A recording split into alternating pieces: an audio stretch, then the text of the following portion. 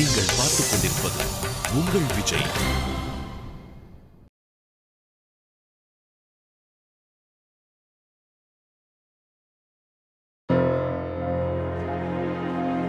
அட, நீங்க எல்லாரும் எங்க போயிட்டீங்க? விஸ்வா அது அக்கா சம்பத் கூட பேசிட்டு இருந்தா.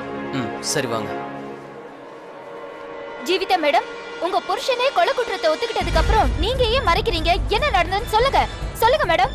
ஒருவேளை அவர் தண்டனையை குறைக்கணும்னு மன்னிச்சு விட்டுருங்கன்னு கோர்ட் திசை திருப்புறாரா? ஒருவேளை அவர் வேணும்னே ரியாவோட போட்டோ அடையாளம் கண்டுபிடிக்க மறுக்கிறாரா? சொல்லுங்க சொல்லுங்க மேடம். சொல்லுங்க மேடம், ஏதாவது ஒரு பதில் சொல்லுங்க ப்ளீஸ். ஹலோ எக்ஸ்கியூஸ் மீ, முதல்ல இங்க போக விடுங்க. Hello excuse me, please please please எங்களை போக விடுங்க. உங்க அண்ணன் ரியாவோட அடையாளத்தை பத்தி ஒரு கேள்வியை எழுப்பி இந்த கேஸ்ல ட்விஸ்ட் ஏற்படுத்திருக்காரு. அவர் சொல்றதுல எந்த அளவுக்கு உண்மை இருக்கு சொல்லுங்க. இத பாருங்க ப்ளீஸ், இப்போ நாங்க எந்த பதிலும் கொடுக்க போறது இல்ல. தயவு செஞ்சு எங்களை போக விடுங்க ப்ளீஸ். இல்ல, நீங்க எங்களுக்கு பதில் சொல்லியே ஆகணும். வினய் எதுக்காக இப்படி போய் சொல்லிட்டு இருக்காரு? எங்க மாமா யார்கிட்டயும் எப்பவும் போய் சொல்லவே மாட்டாரு, புரியுதா? இப்போ அவர் ஏதோ அதிர்ச்சியில இருக்கிறதுனால. மாலதி, நீ என்ன சொல்ற? வினய் அதிர்ச்சியில இருக்கிறதுனால தான் அவர் ரியாவோட போட்டோ பார்த்து அவ இல்லன்னு சொல்றாரா? என்ன நினைச்சிட்டு இருக்க? நீ அந்த சம்பத் மாதிரி வினயோட மூளை கெட்டு போச்சுன்னு தானே நினைச்சிட்டு இருக்க. அதனால அப்படி எல்லாம் பேசுறல. நான் அந்த அர்த்தத்துல சொல்லல. இங்க பாரு, நீ இப்போ வீட்டுக்கு வா ப்ளீஸ். இங்க நின்னுக்கிட்டு இந்த மாதிரி மாலதி, ஒரு விஷயத்தை நல்லா புரிஞ்சுக்கோ.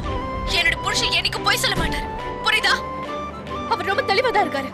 அவருக்கு யாரு ரியா யாரு போட்டோல இருக்கிற பொண்ணு தெரியாத அளவுக்கு மூளை ஒண்ணு குழம்பி போயிடல. அவர் நல்லா தான் இருக்காரு. சொல்றது புரியுதா? மூளை உனக்கு தான் குழம்பி போயிருக்கு. இதுக்கப்புறம் நீ என் புருஷனை பத்தி ஏதோ ஏட குடும்பம் பேசினா அதுக்கப்புறம் பாரு. அனி அனி ப்ளீஸ் கொஞ்சம் அமைதியா இருங்க ப்ளீஸ். உங்க கேமராவை ஆஃப் பண்ணுங்க. கேமராவை ஆஃப் பண்ணுங்கன்னு சொல்றேன்ல. எங்களை போக விடுங்க please. I am sorry ma'am, thank you so much. டெலிங்க. என்ன இது? உனக்கு என்ன தெளிவா சொல்ல போறாங்க? இவங்க போய் சொல்றாங்களா இல்ல உண்மையை சொல்றாங்களா? இப்ப நீங்க பாத்துட்டு இருக்கிறது ஜீவிதா தன்னோட புருஷனுக்கு ஆயுள் தண்டனை கிடைக்க கூடாதுன்னு தான் சொந்த தங்கச்சிக்கிட்டே சண்டை போட்டாங்க. ஒரு விஷயத்தை நல்லா புரிஞ்சுக்கோ. என்னோட புருஷன் எனக்கு போய் சொல்ல மாட்டாரு, புரியுதா? அனி ப்ளீஸ் கொஞ்சம் அமைதியா இருங்க. தயவு செஞ்சு உங்க கேமரா ஆஃப் பண்ணுங்க ப்ளீஸ். இதுக்கப்புறம் நீ என் புருஷனை பத்தி ஏதோ ஏட குடும்பம் பேசினா அதுக்கப்புறம் அனி வாங்க ப்ளீஸ். வக்கீல் குடும்பத்துக்குள்ளேயே இந்த கேஸ பத்தி ரெண்டு அபிப்பிராயம் இருக்கு. வினய் வதேரா இந்த கேஸ்ல இப்படி மாட்டிப்பாருன்னு யாருமே எதிர்பார்க்கல. சிட்டி ஃபுல்லா இப்ப வினய் வதேராவை பத்தி தான் பரபரப்பா பேசிட்டு இருக்காங்க. எல்லாரும் கோர்ட்டோட முடிவுக்காக காத்துட்டு இருக்காங்க. மீடியாக்காரங்களுக்கு ஒரு சின்ன பிரச்சனை கிடைச்சிடக்கூடாது. பின்னாடியே துரத்திக்கிட்டு ஓடி வருவாங்க. இங்க பரமாஷாலினி, நாம உங்களுக்கு வாய்ப்பு கொடுத்துருக்க கூடாது. பிரஸ்காரங்க முன்னாடி ஜீவிதா மாலதி மேல கோவப்பட்டிருக்க கூடாது. ஒரு வேலை அவ திட்டணும்னு நினைச்சிருந்தா வீட்டுக்கு வந்ததுக்கு அப்புறம் திட்டி இருக்கலாம். ஆனா எல்லாரும் முன்னாடியும் ஜீவிதா அப்படி பண்ணிருக்கவே கூடாது. மாமா, இப்பெல்லாம் எங்க அவ சுயநினைவுல இருக்கா? இந்த விபத்து எப்ப நடந்ததோ அப்பவே அவ சுயநினைவை எழுந்துட்டா. எப்படியாவது தன் புருஷனை காப்பாத்தணும்னு நினைக்கிறா. அப்புறம் இன்னைக்கு கோர்ட்டுல நடந்தது. இப்படி ஆகும்னு யாரும் எதிர்பார்க்கல. என்ன பண்றது? அப்புறம் மாலதி, அவ எல்லாரும் முன்னாடி சொல்ல வேண்டிய அவசியம் என்ன வந்தது? வினய் ஏதோ ஒரு அதிர்ச்சியால தான் அவன். மாலதி ஜீவிதாவுக்கு புரிய வைக்க முயற்சி பண்ணிக்கிட்டு இருக்கா. ஜீவிதா அப்படி நடந்துக்கிட்டது சரியில்லை. அப்பா, நீங்க டென்ஷன் ஆகாதீங்க. நாங்க ஜீவிதா கிட்ட பேசுறோம். இனிமே அவ அந்த மாதிரி எதுவும் பண்ண மாட்டா. எனக்கு வினய் பத்தி தான் கவலையா இருக்கு.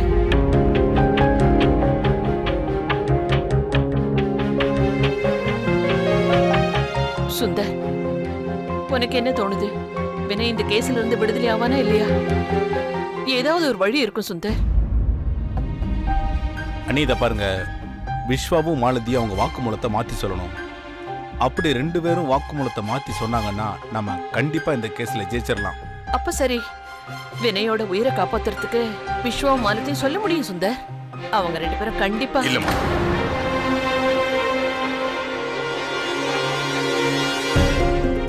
விஸ்வாவும் மாலத்தியும் அவங்க கண்ணால எதை பார்த்தாங்களோ கோர்ட்ல அதையே தான் சொல்லுவாங்க. வாக்குமூலத்தை மாத்தி சொல்ல சொல்லி அவங்களை யாரும் வற்புறுத்தக்கூடாது.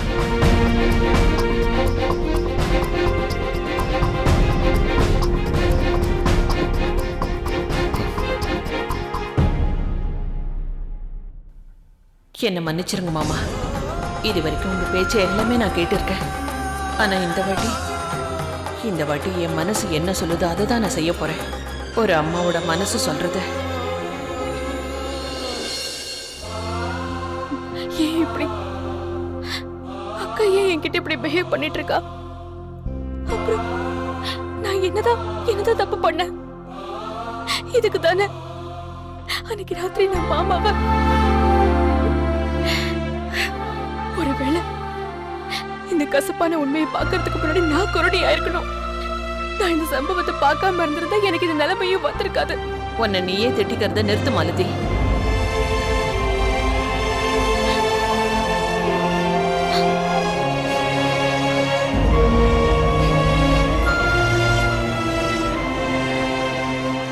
அம்மாடி, உன் மேல உனக்கே தப்பான என்ன வரக்கூடாதுமா. நடந்ததுல உன் தப்பு எதுவுமே இல்ல மாலதி.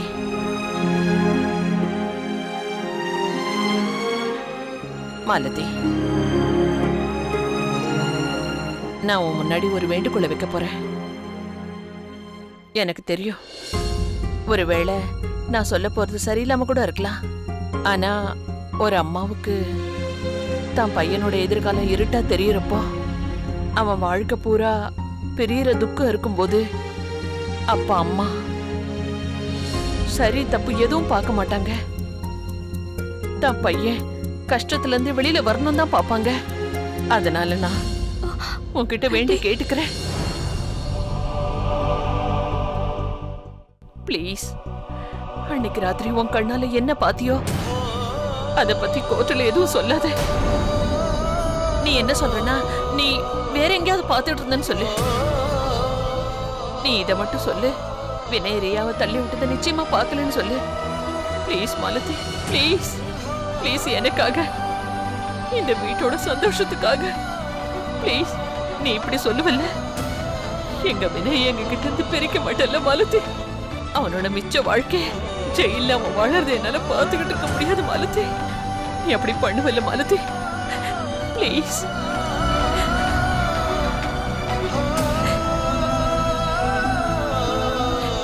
மாலதி, என்னமாச்சு? ஏன் எதுவும் பேச மாட்டேங்கிற? ஒருவேளை நான் சொன்னது உனக்கு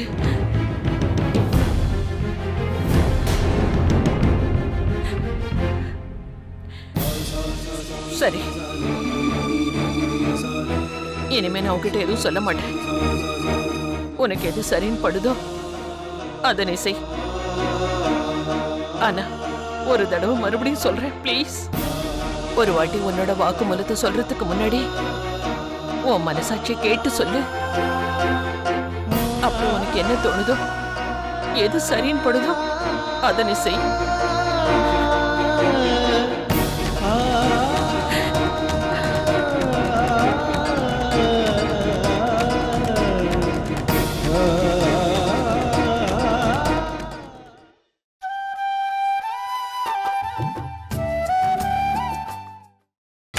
நீங்கள் பார்த்துக் கொண்டிருப்பது உங்கள் விஜய்.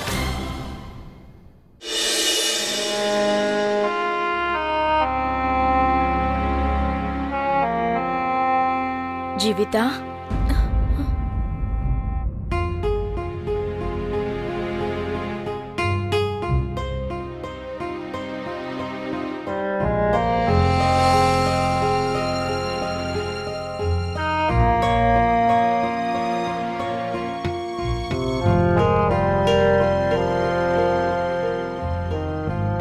முதல்ல சாப்பிட. நீ காலையில கூட டிஃபன் சாப்பிடல, மத்தியானமும் சாப்பிடல, இப்ப கொஞ்சமா சாப்பிட. பெரியம்மா, உண்மையில எனக்கு பசி இல்ல. அட, எப்படி பசிக்காம போகும்? நாள் பூரா நீ எதுவும் சாப்பிடாம இருக்க. சாப்பிடு, கொஞ்சமா சாப்பிடு. சாப்பிடு.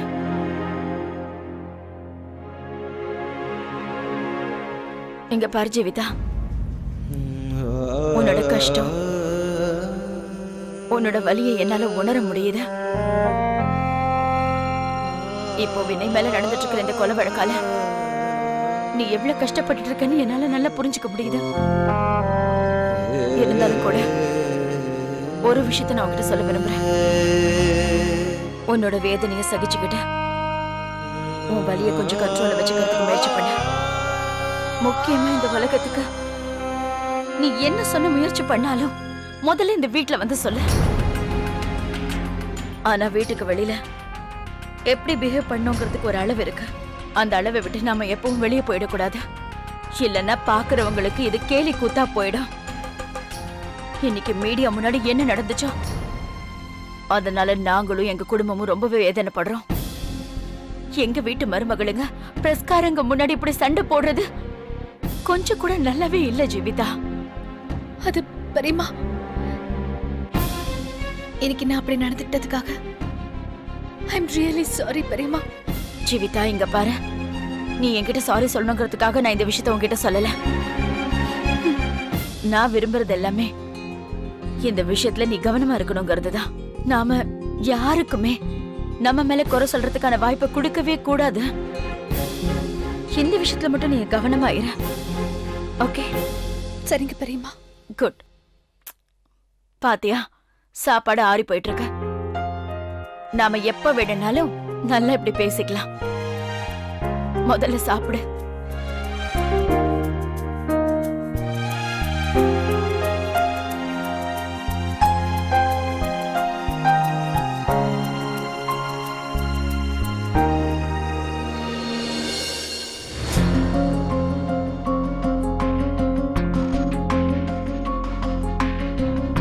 என்னாச்சு பாட்டி, நீங்க என்ன கூப்பிட்டீங்களா? ஆமாம்மா.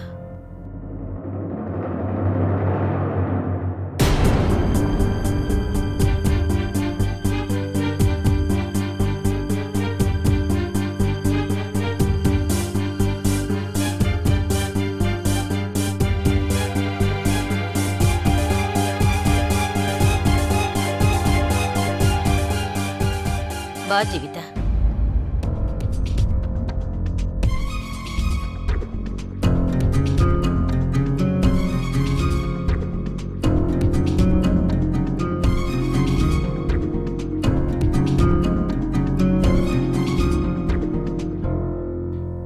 இத பாரு ஜீவிதா, உங்க 2 பேருக்குள்ள எந்த பிரச்சனையோ சண்டையோ வர்றத நான் விரும்பல. அத நல்லா புரிஞ்சுக்குங்க. உங்க 2 பேருக்குள்ள என்ன நடந்தது? நீங்க 2 பேரும் கஷ்டமான சூழ்நிலையில இருக்கீங்கிறது தெரியுது. இத பாரு ஜீவிதா, நீங்க மட்டும் இல்ல, நாங்களும் தான். இதுக்கு மேலேயும் நீங்க 2 பேரும் எந்த பிரச்சனையும் பண்ணாம இருக்கணுமா? இத பாருங்க, பிரச்சனைகளால தீர்வு கிடைக்க போறதில்ல. இந்த நேரத்துல நீங்க 2 பேரும் ஒத்துமையா இருக்கணும். கஷ்டங்களை எதிர்த்து சமாளிக்கணும்.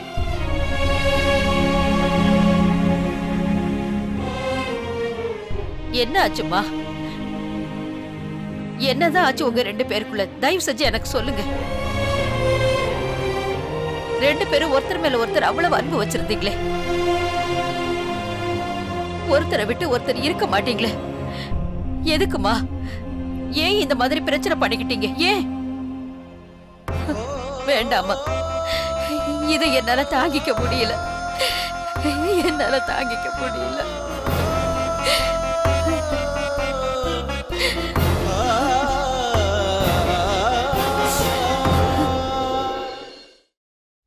பாட்டி, என் நோக்கம் எப்பவும் சண்டை போடணும்னு இல்ல. அப்புறம் அது நடக்கவும் நடக்காது. அதுவும் யாரு கூட? பாட்டி, யார் எனக்கு ஏபிசிடில இருந்து லைஃப்ல எல்லாத்தையுமே கத்து கொடுத்தாலும் அவளுக்கு எதிராக நான் எப்படி சண்டை போட முடியும்? அப்புறம் எனக்கு அக்கா ஒரு விஷயத்தை புரிய வச்சா அதை என்னால மறக்க முடியாது. என்ன நடந்தாலும் மனசு என்ன சொல்லுதோ அதுதான் கேட்கணும். மனசு என்ன சொல்லுதோ அதான் பண்ணணும். நான் இன்னைக்கு வரைக்கும் அதான் பாட்டி பண்ணிட்டு இருக்கேன். பாட்டி, இவளுக்கு மறந்துடுச்சு போல இருக்கு. நம்பிக்கைக்கும் பிடிவாதத்துக்கும் நிறைய வித்தியாசம் இருக்கு. யாரும் பிடிவாதத்தை வளர்த்துக்கவே கூடாது. அப்புறம் இவ எல்லா விஷயத்திலுமே பிடிவாதமா இருக்கா. முதல்ல அது எல்லாத்தையும் விட்டுட்டு அப்புறம் மத்தவங்க பேச்ச கேட்க ஆரம்பிக்கணும். நான் எல்லாரோட பேச்சையும் கேட்பேன் பாட்டி. ஆனா என் மனசு என்ன சொல்லுதோ அதான் செய்வேன். அப்புறம் இப்ப என் மனசு கேட்டீங்களா பாட்டி? இந்த கஷ்டமான சூழல்ல இவ மட்டும்தான் எனக்கு ஆறுதலா இருப்பான்னு நினைச்சேன். என் நம்பிக்கை பலப்படுத்துவான்னு நினைச்சேன். அதுவும் இல்லாம நான் அவகிட்ட ரியா பத்தி எல்லாமே சொல்லியிருக்கேன் பாட்டி. வினய் ரியாவை ஏன் சந்திக்கிறான்னு காரணத்தை கூட விளக்கியிருக்கேன். ஆனா அது கூட புரிஞ்சுக்காம வினய் மேல எவ்வளவு சந்தேகப்பட முடியுமோ பட்டா. பாட்டி, நான் இந்த விஷயத்துல வேற எதுவும் பேச விரும்பல. நான் போறேன். நில்லு மாலதி. உங்க 2 பேரையும் எதுக்காக வர சொன்னேன்னா, உங்களுக்குள்ள இருக்கிற சண்டை சச்சரவை இதோட விட்டுடுங்க. உங்க 2 பேருக்குள்ள எந்த ஒரு பிரச்சனைகளோ சண்டைகளோ வரக்கூடாதுன்னு நான் விரும்புறேம்மா. அதுதான் என் ஆசை. பாட்டி, பிரச்சனை வந்துருச்சு பாட்டி. இனி அது என்னைக்கும் மறைய போறதில்ல.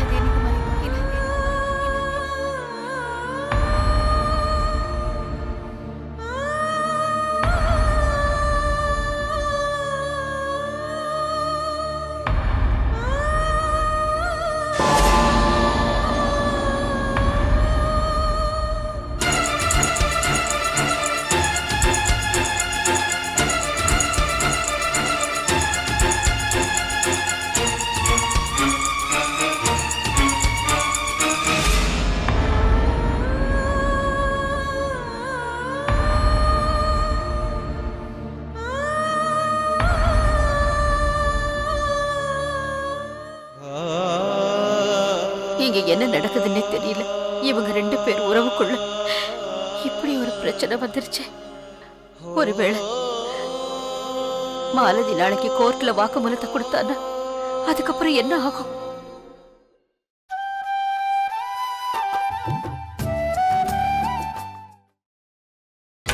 நீங்கள் பார்த்துக் கொண்டிருப்பது உங்கள் விஜய். ஒருவேளை வினய் செய்யாத குற்றத்துக்காக கோர்ட்ல அவனுக்கு தண்டனை கிடைச்சிருச்சுன்னா அது அவனுக்கு மட்டும் இல்ல, இந்த குடும்பத்துக்கே கிடைச்ச தண்டனை தான். இந்த வீடே சிதறி போயிடும். வினய் இல்லாம எங்களால இருக்க முடியாது.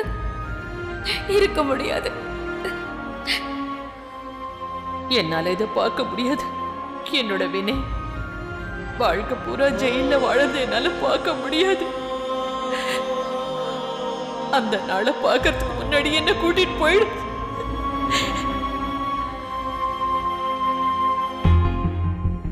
இது மாதிரி ஒரு கெட்ட கனவை என் வாழ்க்கையில நான் கண்டதே இல்லை. வினயோட வாழ்க்கை இப்படி அப்படியான இருக்கு. அவனோட வாழ்க்கையும் கேள்விக்குறியா இருக்கு. என்னால எதுவுமே பண்ண முடியாம இருக்கு. இது வரைக்கும் எத்தனையோ கஷ்டமான கேஸுகளை சந்திச்சிருக்கேன். ஆனா இந்த கேஸ்ல ஜெயிக்க முடியுமான்னு எனக்கு தெரியல. ஒருவேளை வினய்க்கு தண்டனை கிடைச்சிருச்சுன்னா இது மொத்த குடும்பத்துக்கு கிடைச்ச தண்டனை மாதிரி. வினய் என்னால காப்பாற்ற முடியுமா? என்ன கொடுமை இதெல்லாம்! எதுக்காக இப்படி ஒரு பிரச்சனைகள் கடவுள் கொடுக்கிறார்? வினைக்கு எதுவும் ஆகக்கூடாது. அப்படி ஏதாவது ஆனா ஜீவிதாவால வாழ முடியாது. நீதாப்பா காப்பாத்தணும். என்ன பண்றதுன்னு எனக்கு புரியலையே. என் கண்ணால பார்த்ததை நான் சொல்லணுமா, இல்ல அக்கா சொன்னதை ஒத்துக்கணுமா? ஒருவேளை நாளைக்கு நான் கோர்ட்ல என்ன பார்த்தாங்கிற உண்மையை சொல்லிட்டேன்னா அப்புறம் மாமாவோட குற்றம் இன்னும் உறுதியாயிடும். அவருக்கு தண்டனை கிடைச்சிடும். அப்புறம் மொத்த குடும்பமும் செதறி போயிடும். இல்ல நான் அதை விரும்பல. எல்லாரும் சந்தோஷமா இருக்கணும். ஆனா இதுக்காக நான் பொய் சொல்லணும். என்ன பண்றது? இப்ப என்ன பண்றது? ஆனா என்ன பண்ணியாவது நம்ம அண்ணனை காப்பாத்தியாகணும். கடவுளே, என்னால எதுவும் முடியாது. ஆனா உன்னால முடியாதது இந்த உலகத்துல எதுவுமே கிடையாது. நீ தான் ஏதாவது பண்ணி என் அண்ணனை காப்பாத்தணும். ப்ளீஸ். எங்களுக்கு உங்களை விட்டா வேற யாரும் கிடையாது. இனிமே என் குடும்பத்து கூடயும் என் ஜீவிதா கூடவும் வாழ முடியாதா? அவங்க இல்லாத வாழ்க்கை எனக்கு இனிமே இருக்கும். அதுக்கப்புறம் நான் எப்பவுமே அவங்க கூட சேர்ந்து இருக்க முடியாது.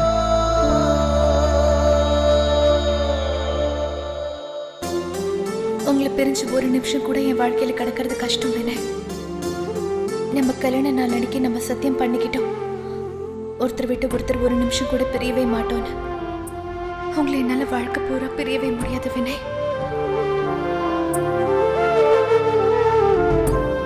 வினய், நான் உங்களுக்கு எதுவும் ஆக விட மாட்டேன் வினய். நம்ம நிச்சயமா சேர்ந்து நல்லா வாழுவோம்.